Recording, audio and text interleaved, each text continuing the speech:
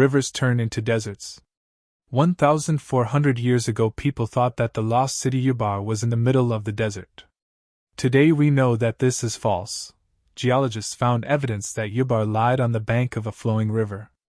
This is a radar image of the region around the site of the lost city of Yubar in southern Oman, on the Arabian Peninsula.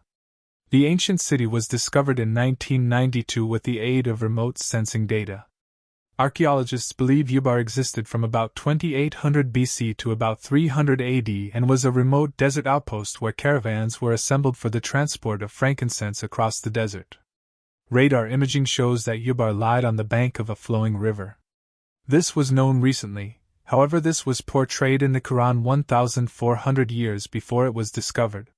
When Ad addressed his people, he said that God gave them gardens and springs. Quran. And reverence him, who supplied you with what you know. He supplied you with livestock and children. And gardens and springs. Gardens and springs. Today we know that Yubar lied on the banks of a flowing river. The river dried up and the whole area turned into a desert. No mistakes in the Quran. Role of sun. In the Quran, the sun, clouds and rain are mentioned together. Skeptics claim that whoever wrote the Quran made a mistake. The sun has nothing to do with rain. Today meteorologists confirm that the sun plays a major role in the water cycle. Water cycle.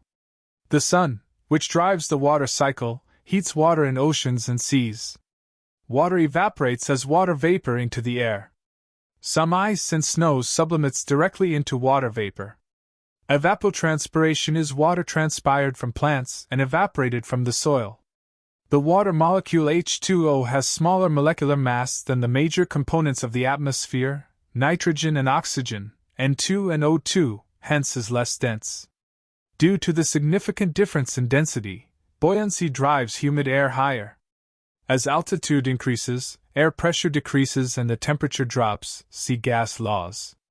The lower temperature causes water vapor to condense into tiny liquid water droplets which are heavier than the air, and fall unless supported by an updraft. A huge concentration of these droplets over a large space up in the atmosphere become visible as cloud. Some condensation is near ground level, and called fog. The water cycle is driven primarily by the energy from the sun.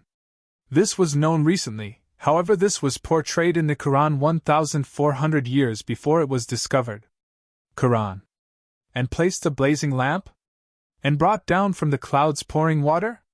The sun is mentioned before the clouds and rain. Today we know that the sun is a primary driver for the water cycle.